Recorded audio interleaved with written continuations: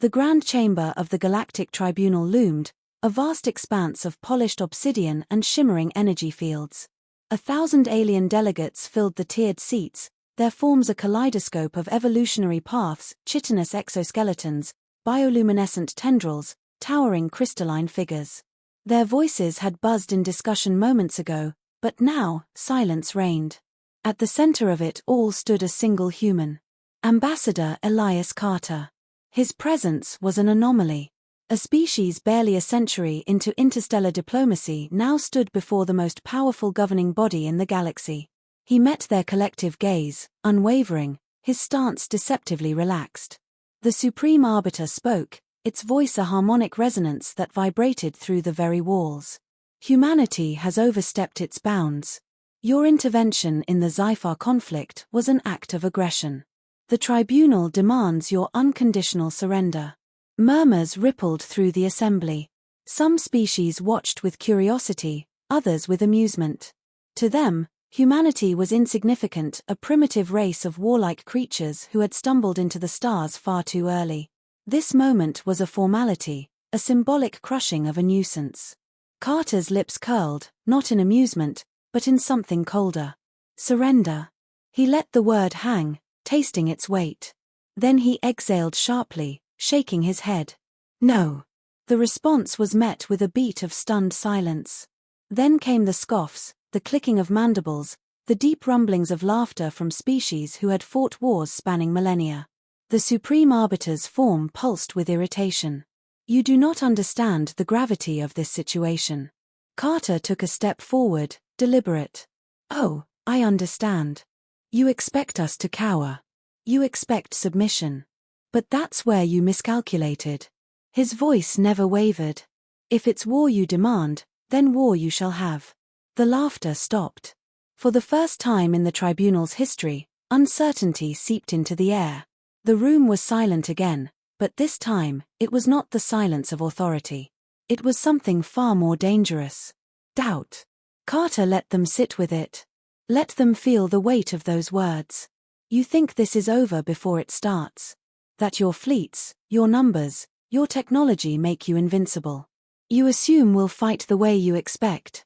His gaze swept across the assembly. That is your second mistake. One of the delegates, a reptilian warlord whose species had crushed dozens of civilizations, hissed. What can your kind possibly do against the full force of the tribunal? Carter's expression didn't change. If anything, it sharpened. You have no idea what you've just started. The Supreme Arbiter's crystalline form flickered, recalibrating. Humanity will not survive this. Carter's voice dropped, steady as stone. We will. He turned on his heel, walking away without waiting for dismissal. No chains. No kneeling. Just a promise. And in the silence that followed, for the first time, the tribunal felt something unexpected. Fear. The chamber was no longer filled with mockery. The declaration had shattered their certainty, but not all were ignorant of what it meant. General Zirith of the Valkyrie remained motionless, his deep-set eyes locked on the departing human. He had studied their kind, their wars, their history. He had warned the tribunal before. No one had listened. Now, they had made a mistake they could never undo. One of the council members, a being of shifting gaseous form, spoke dismissively. They are posturing. Their kind lacks the means to resist. Zirith exhaled slowly. Fools. You misunderstand them. His voice was rough, the weight of experience behind every word. Humans do not fight for conquest. They fight to win. At any cost. A skeptical murmur. The Supreme Arbiter turned toward him. You believe they pose a true threat? Ziritha's clawed hand flexed. I know they do. He leaned forward. They do not measure war in battleships or numbers. Their strength lies in adaptation. In unpredictability. You think they will meet us in the field? That they will engage in a war dictated by our rules? He let the words settle. No. They will redefine the battlefield itself. A delegate scoffed. What can they possibly do against our fleets? Ziritha's expression was grim. Tell me, how many of you have studied their wars? Silence. He expected as much. They do not conquer like the Orkai. They do not wage war in neat formations like the Zyphar. They dismantle. They disrupt. They use fire and starvation as weapons. They will strike in ways you cannot anticipate, with tools you do not understand. The Supreme Arbiter remained unmoved. Technology favors us. We have thousands of years of advancement over them. Zirith turned toward him. And yet, in just a few centuries, they have bridged the gap. Do you know why? He let the moment stretch. Because where others build to sustain, they build to surpass. Their entire existence is defined by struggle. A shifting, insectoid delegate clicked its mandibles. If they are so capable, why have they not conquered? Zirith let out a low, humorless chuckle. Because they do not seek conquest. They fight only when they must. His expression darkened. And now, we have given them no other choice. The tribunal chamber felt smaller now, the air heavier.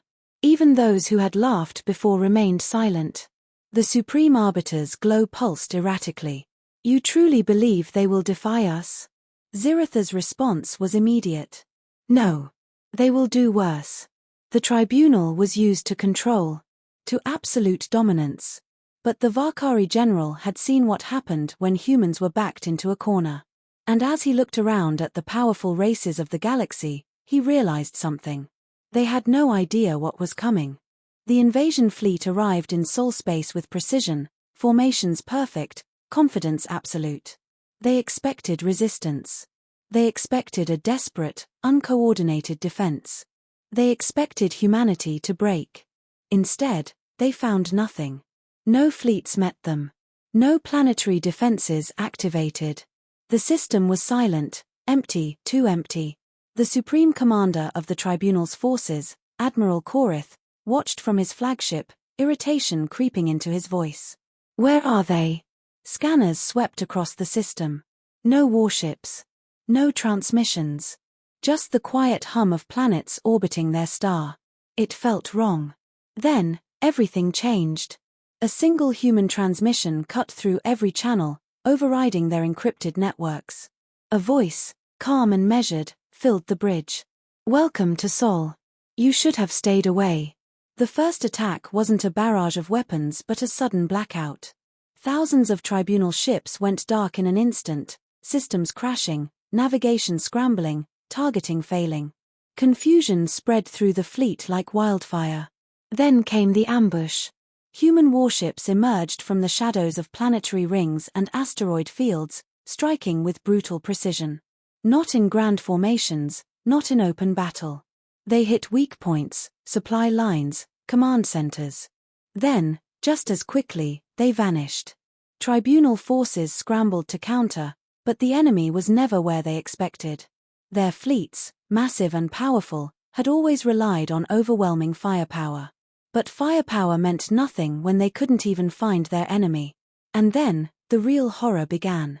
Psychological warfare. Tribunal officers found their personal devices flooded with human transmissions, war songs, history lessons in brutality, footage of past battles where humanity had turned the tide through sheer, unrelenting will. Messages whispered through encrypted lines. We are watching. Entire ships turned against each other, paranoia setting in as enemy signals blended with their own. Their best soldiers hesitated, their best tacticians second-guessed. The fleet was unraveling, and they didn't even understand how. Korith clenched his fists, watching his once mighty armada fall into chaos. He had underestimated them. Everyone had. The final blow came swiftly. A coordinated strike, human forces disabling the tribunal's command carriers, cutting off leadership, turning the invasion into a headless beast.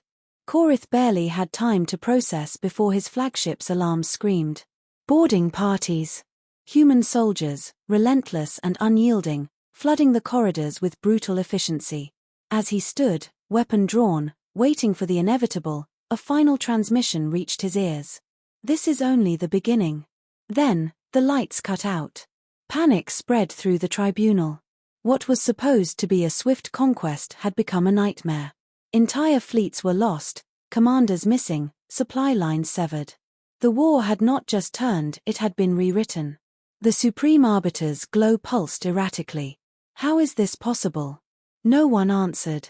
The once mighty coalition now fractured, some races questioning their alliance, others terrified of becoming the next target. Whispers filled the chamber. Surrender. Peace talks. Desperation. The idea of negotiating with humans had once been unthinkable. Now, it was survival. Then, a new transmission. Not from their fleets. From Earth. Elias Carter's voice carried through the chamber, steady, calm. The war is over. You just haven't accepted it yet. The tribunal seethed. We still outnumber you, one delegate hissed. We still. Carter cut them off. No, you don't. You never did. A brief silence. Then, a new feed appeared, live footage from deep space. Tribunal strongholds, once thought untouchable, now smoldering ruins. Supply convoys, vanished. Communications, intercepted. Every move they had made, countered before it began. They hadn't been fighting a war. They had been outplayed from the start.